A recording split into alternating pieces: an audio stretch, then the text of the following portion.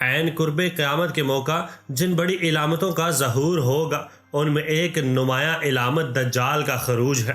فتنہ دجال سب سے بھیانک فتنہ ہوگا۔ اس کی خطرناکی کا اندازہ ان روایات سے لگایا جا سکتا ہے جن میں آپ صلی اللہ علیہ وآلہ وسلم نے دجال سے چوکنا فرمایا ہے۔ اس فتنہ کی ہولناکی کے لیے یہی ایک بات کافی ہے کہ خود رسول خدا صلی اللہ علیہ وآلہ وسلم اس فتنہ سے پناہ مانگتے تھے۔ چنانچہ ایک سے زائد مقامات پر آپ صلی اللہ علیہ وآلہ وسلم کی دعاؤں میں فتنہ دجال سے پناہ طلب کرنے کا ذکر ہے۔ جب نبی کریم صلی اللہ علیہ وآلہ وسلم صحابہ حضرات کے سامنے اس فتنہ کا تذکرہ فرماتے تو صحابہ کے چہروں پر خوف کے اثرات نمودار ہو جایا کرتے تھے۔ فتنہ دجال سے صرف نبی آخر الزمان صلی اللہ علیہ وآلہ وسلم ہی نے اپنی قوم کو نہیں ڈرایا بلکہ آپ صلی اللہ علیہ وآلہ وسلم کی صراحت کے مطابق ہر پیغمبر نے اپنی قوم کو اس فتنہ سے ڈرایا ہے۔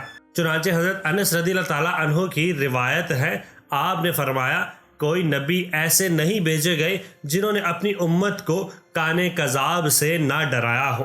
ایک اور روایت میں فتنہ دجال کی ہولناکی کی وضاحت کرتے ہوئے فرمایا گیا، آدم علیہ السلام کی پیدائش اور روز قیامت کے درمیان ایک بہت بڑا فتنہ ظاہر ہوگا اور وہ دجال کا فتنہ ہے۔ نبی کریم صلی اللہ علیہ وآلہ وسلم کو حضرات صحابہ کو فتنہ دجال سے بچانے کی اس قدر فکر دامن گیر رہتی تھی کہ آپ نے انہیں نماز کے بعد تشہد پڑھی جانے والی دعاؤں میں ایک دعا ایسی تعلیم فرمائی جس میں فتنہ دجال سے پناہ مانگی گئی ہے۔ چنانچہ حضرت ابو ہریرہ رضی اللہ تعالیٰ عنہ حضور اکرم صلی اللہ علیہ وآلہ وسلم سے روایت فرماتے ہیں کہ آپ صلی اللہ علیہ وآلہ وسلم نے فرمایا، جب تم میں سے کوئی اپنی نماز میں تشہد پڑھ کر فارغ ہو جائے تو اللہ تعالیٰ سے 4 چیزوں سے پناہ مانگے اور کہے، اے اللہ میں جہنم کے عذاب سے تیری پناہ چاہتا ہوں اور قبر کے عذاب سے اور موت و حیات کے فتنے سے اور مسیح دجال کے شر سے۔ مسیح دجال ایک متعین شخص ہوگا جو قیامت سے متصل خروج کرے گا، لیکن بعض احادیث کے اشارات سے معلوم ہوتا ہے کہ خروج دجال سے بہت پہلے سے دجالی فتنے ظاہر ہونے لگیں گے۔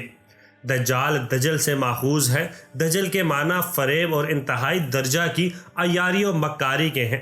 دجال دجل و فریب کی سب سے اونچی منزل پر ہوگا، لیکن اس کے خروج سے کافی پہلے سے دجالی فتنے رونما ہونے شروع ہو جائیں گے۔ اس وقت دنیا بھر میں شیطانی قوتوں کے ذریعہ جیسے کچھ حالات پیدا کیے جا رہے ہیں، اس سے اندازہ ہوتا ہے کہ دجالی فتنے پوری قوت کے ساتھ اپنا اثر دکھا رہے ہیں۔ جب دجال ظاہر ہوگا تو اس کا سب سے بڑا دجل حقائق کو الٹنے اور باطل کو حق کی شکل میں پیش کرنے سے متعلق ہوگا، جو اہل ایمان کے لیے آزمائش ہوگا۔ چنانچہ حضرت انس بن مالک رضی اللہ تعالیٰ عنہ سے روایت ہے کہ رسول اللہ صلی اللہ علیہ وآلہ وسلم نے فرمایا، دجال کے خروج سے پہلے چند سال دھوکہ و فریب کے ہوں گے۔ سچے کو جھوٹا بنایا جائے گا اور جھوٹے کو سچا بنایا جائے گا۔ خیانت کرنے والے کو ایمانت دار بنایا جائے گا اور ایمانت دار کو خیانت کرنے والا قرار دیا جائے گا، اور ان میں رویبضع بات کریں گے۔ پوچھا گیا، رویبضع کون ہے؟ فرمایا، گٹھیا، فاسق و فاجر لوگ، وہ لوگوں کے اہم معاملات میں بولا کریں گے۔ صلیبی و صہیونی طاقتیں اور مغربی میڈیا آج وہ سب کچھ کر رہا ہے جس کی طرف حدیث بالا میں اشارہ کیا گیا ہے۔ بعض معاصر علماء نے موجودہ صہیونی صلیبی طاقتوں اور ان کی جانب سے ہونے والی عالمی سطح کی اسلام مخالف سرگرمیوں کو دجالی فتنوں کا مظہر قرار دیا ہے۔ گویا کہ اس نظریہ سے قلی اتفاق ضروری نہیں، لیکن اتنی بات تو احادیث میں بھی مذکور ہے کہ دجال یہود میں سے ہوگا، اور جب اس کا ظہور ہوگا تو یہودی ہزاروں کی تعداد میں اس کے جھنڈے تلے جمع ہو جائیں گے اور مال و دولت اور حیرت انگیز مادی وسائل کے ذریعہ لوگوں کو مبہوت کر کے رکھ دیں گے، اور بہت سے کمزور ایمان والے مسلمان مالی مفاد کی خاطر دجال کی ہم نوائی کرنے لگیں گے۔ حضرت عبید بن عمیر فرماتے ہیں کہ دجال نکلے گا تو کچھ ایسے لوگ اس کے ساتھ شامل ہو جائیں گے جو یہ کہتے ہوں گے کہ ہم گواہی دیتے ہیں کہ یہ دجال کافر ہے، بس ہم تو اس کے اتحادی اس لیے بنے ہیں کہ اس کے کھانے میں سے کھائیں اور اس کے باغات میں اپنے مویشی چروائیں۔ چنانچہ جب اللہ کا غضب نازل ہوگا تو ان سب پر نازل ہوگا۔ علامہ شہر ستانی نے الملل النخل میں دجال کے حوالہ سے حافظ بن حزم کا نقطہ نظر پیش کرتے ہوئے لکھا ہے کہ دجال کا کرشمہ ہیل یعنی ٹیکنالوجی کی نوعیت کا ہوگا۔ ایک حدیث میں دجال کے حیرت انگیز کرشموں کا ذکر کیا گیا ہے۔ چنانچہ حضرت اسمہ بنت یزید انصاریہ فرماتی ہیں کہ نبی کریم صلی اللہ علیہ وآلہ وسلم میرے گھر میں تشریف فرما تھے۔ آپ نے دجال کا بیان فرمایا اور فرمایا اس کے فتنے میں سب سے خطرناک فتنہ یہ ہوگا کہ وہ ایک دیہاتی کے پاس آئے گا اور کہے گا کیا خیال ہے اگر میں تیری مری ہوئی اونٹنی زندہ کر دوں تو کیا تو نہیں مانے گا کہ میں ہی تیرا رب ہوں؟ دیہاتی کہے گا ہاں۔ آپ نے فرمایا اس کے بعد شیاطین اس کے اونٹ جیسا بنا دیں گے، اس سے بھی بہتر جس طرح وہ دودھ والی تھی اور پیٹ بھرا ہوا تھا۔ اسی طرح دجال ایک ایسے شخص کے پاس آئے گا جس کے باپ اور بھائی مر گئے ہوں گے، ان سے کہے گا کیا خیال ہے اگر میں تیرے باپ اور بھائی کو زندہ کر دوں تو پھر بھی نہیں پہچانے گا کہ میں ہی تیرا رب ہوں؟ تو وہ کہے گا کیوں نہیں۔ چنانچہ شیاطین اس کے باپ اور بھائی کی شکل میں آ جائیں گے۔ یہ بیان کر کے آپ باہر کسی کام سے تشریف لے گئے، پھر کچھ دیر بعد آئے تو لوگ اس واقعہ سے رنجیدہ تھے۔ آپ دروازے کی دونوں چوکھٹیں پکڑ کر کھڑے ہو گئے اور فرمایا اسمہ کیا ہوا؟ تو حضرت اسمہ نے فرمایا یا رسول اللہ صلی اللہ علیہ وآلہ وسلم، آپ نے تو دجال کا ذکر کر کے ہمارے دل ہی نکال دیے۔